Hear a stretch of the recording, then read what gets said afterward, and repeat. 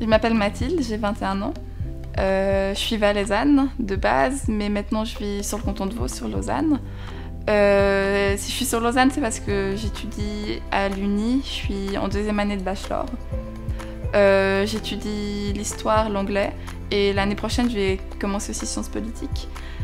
Et du coup, pour ce qui est un peu de mon parcours, j'ai vécu toute ma jeunesse en Valais jusqu'à mes 18 ans.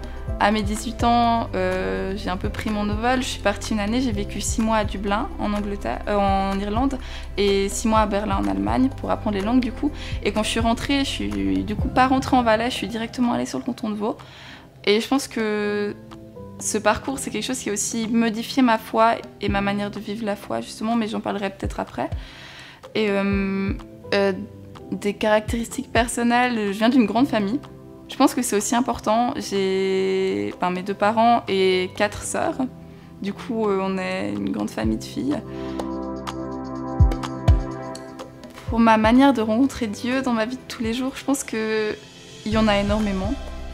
Qu'on peut voir, on peut décider de voir Dieu partout ou de voir son absence aussi. Et je le vois vraiment hormis bien sûr quand je vais à la messe ou beaucoup en période d'adoration, mais là c'est vraiment un face à face avec Dieu. Mais dans ce que je vis un peu dans ma vie vraiment de tous les jours, je dirais que je vois dans 2 choses. Premièrement, dans mes relations avec les personnes, je trouve que on voit beaucoup dans les gens, qu'ils soient croyants ou non d'ailleurs, chaque fois qu'il y a de la gentillesse, qu'il y a des moments d'amour, parce que dans les amitiés aussi, dans les interactions, on peut réagir avec amour ou sans. Et souvent, quand il y a des personnes qui agissent d'une manière particulièrement gentille, qui agissent avec le cœur, et pour moi, c'est vraiment une manière de voir Dieu. Je me dis, parce que pour moi, Dieu, c'est que de l'amour et c'est que quelque chose de profondément bon et de profondément de merveilleux et de gentil. Et du coup, quand je vois des gens qui entre eux se donnent de l'amour, quand je vois l'amour aussi que je donne à mes sœurs, tout cet amour, j'ai l'impression qu'on a une capacité d'amour dans notre cœur qui est tellement grande et que justement on l'utilise pas tout le temps à 100%. J'ai l'impression qu'on utilise des fois peut-être que le 50% de notre cœur, mais quand je vois des gens qui l'utilisent à 100%, pour moi il y a vraiment Dieu qui est là, et il y a vraiment toute cette gentillesse. Pour moi, c'est un peu lui, c'est lui qui nous a créés, du coup c'est lui un peu à travers nous, c'est une petite partie de Dieu en fait. Et la deuxième manière où je vois Dieu, c'est aussi, je pense, dans tout ce qui nous entoure, dans la nature. Ça, c'est quelque chose que beaucoup de croyants disent. Justement, j'ai fait une rencontre avec des croyants il y a 7 semaines. Ils parlaient beaucoup de montagne. Après, moi, je suis pas une grande sportive, je vais pas faire des grandes marches en montagne, mais dans les petites choses. Par exemple, quand je conduis, je suis pas la personne la plus attentive au volant, mais justement, c'est dur pour moi parce que quand je conduis, et des fois, je vois certaines luminosités quand il y a le soleil à travers les montagnes, ou quand je vais marcher et que je vois des belles fleurs, des beaux paysages, surtout ici en Valais, on a de la chance, on a vraiment une nature merveilleuse. Et vraiment, quand je suis dans le calme, dans le silence de la nature, souvent les gens se sentent bien quand ils sont en forêt, et quand ils sont dans la nature, c'est paisible, c'est tranquille, et on se sent bien, on peut se ressourcer. Et du coup, moi, c'est vraiment là aussi, dans ces moments de tranquillité, que je vois Dieu, ou dans mes relations. Par exemple, chaque fois que je pars du Valais et que je rentre sur Lausanne la semaine, et ma petite sœur qui a 10 ans, elle vient vers moi et elle me bénit le front, puis elle me dit que Dieu te garde et te bénisse. Et c'est pas que le fait qu'elle dise que Dieu te garde et te bénisse et qu'elle mette Dieu là-dedans, c'est aussi le fait de donner de l'amour, de dire je t'aime, on se revoit la semaine prochaine, j'espère que tout va aller. Et c'est vrai, c'est vraiment tout cet amour qui est autour de moi, toutes les belles choses en fait. Tout ce qui est beau pour moi, c'est Dieu. Et c'est parce qu'au début, je l'ai trouvé dur quand je suis partie à l'étranger, parce que je suis partie et d'un coup, il n'y avait plus tout ce qui me rattachait à la foi. Il n'y avait plus mes amis croyants du Valais, il n'y avait plus les messes dans ma paroisse, il n'y avait plus ma famille croyante. Et du coup, j'ai vu le manque de Dieu un peu partout. Je me suis dit, mais Dieu est où maintenant ? Enfin, je ne le vois pas où je suis. Et c'est là que je me suis rendu compte qu'il fallait que que j'arrive à le voir un peu partout aussi, parce que si on veut voir son manque et si on veut ressentir le manque de Dieu, c'est très facile, je pense, parce qu'il y a plein d'endroits où il est pas, où il est caché. Mais on peut aussi décider de voir où il est, et vraiment quand je suis sur le canton de Vaud, c'est vrai que j'évolue dans un monde qui est très athée. J'ai pas d'amis sur le canton de Vaud qui sont croyants, limite c'est des fois l'inverse, on trouve bizarre quand je dis que je suis croyante, et du coup il faut essayer de voir ailleurs, et si on se dit qu'il est partout, et en tout cas pour moi c'est ma vérité de me dire que Dieu est partout au fond et qu'il nous lâche pas même si c'est difficile de le voir, et je pense que c'est ce qui fait qu'on me dit souvent que je suis très positive dans la vie, et pour moi cette positivité ça vient pas de moi, c'est vraiment le fait de me dire que au fond il y a de l'amour, que même quand ça va pas, Dieu il est là, même quand j'ai des difficultés, que ce soit personnelles ou à l'école, et que c'est dur, je me dis, je suis aimée d'une manière magnifique, et pas que par ma famille, parce que je suis extrêmement aimée par ma famille, mais c'est pas le même amour. Et de me dire, je suis aimée d'une manière géniale, et ça va aller, enfin c'est Dieu, enfin si je prie, ça va aller, et ça m'aide à...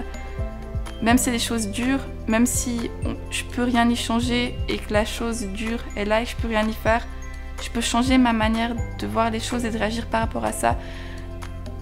Et pour moi, ça c'est Dieu en fait. Alors, pour mes expériences de foi, bon, j'ai eu de la chance, j'en ai eu énormément, un peu comme tous les croyants, de grosses expériences de foi, mais une qui est en lien avec vraiment ma vie de tous les jours et ma foi dans ma vie de tous les jours, c'est en fait quand je suis partie et je suis allée à Dublin, c'est où je suis partie en premier avant Berlin, et j'étais à Dublin, et d'être dans un endroit où il n'y avait pas un cadre de la foi, où j'étais un peu... Je suis arrivée là-bas, j'ai été livrée à moi-même pour tout, vraiment, enfin j'ai dû apprendre à vivre seule, de A à Z, à me débrouiller, et la foi elle en fait partie.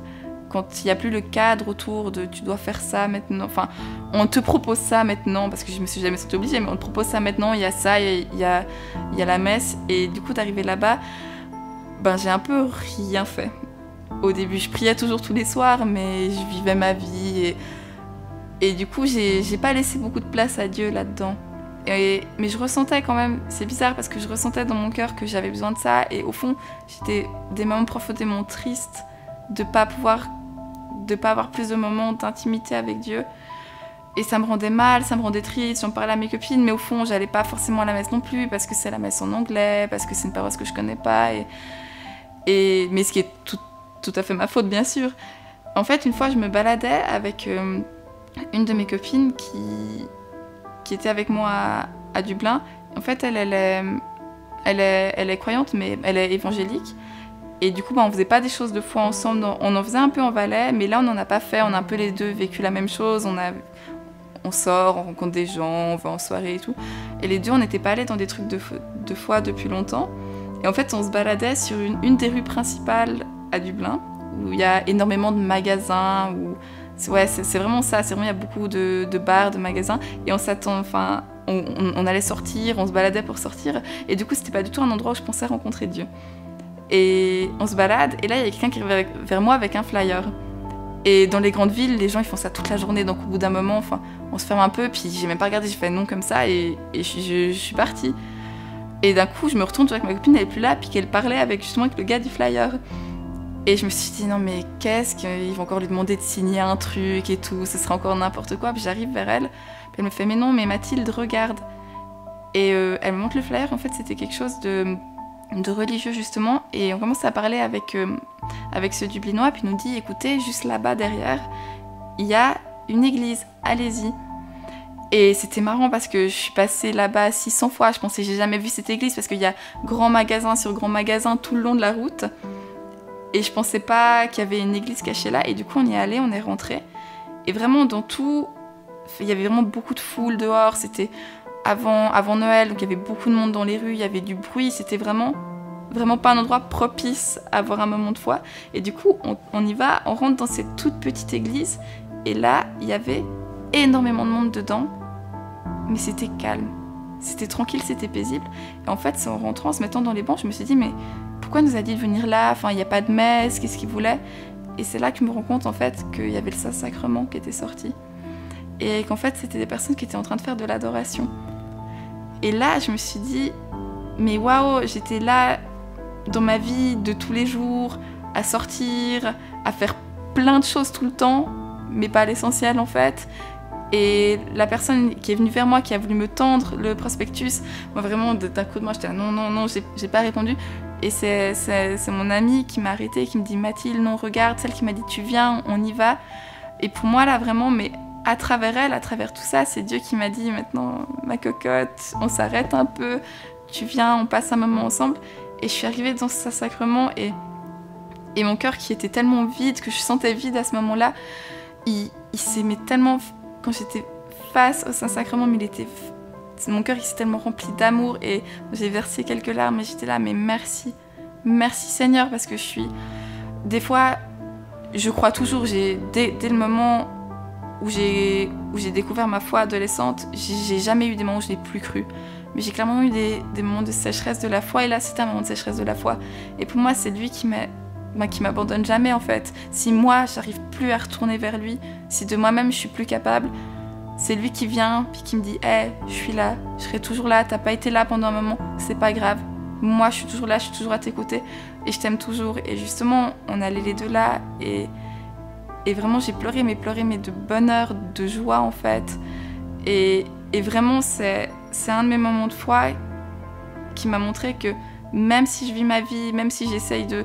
Enfin, même si malgré moi je m'éloigne, ben il est toujours là, puis il me lâche pas, puis il me dit Mathilde, je suis là, je t'aime. Il faut juste que tu m'accordes un peu de temps, mais même si tu fais pas tout comme t'aimerais faire, je te lâche pas.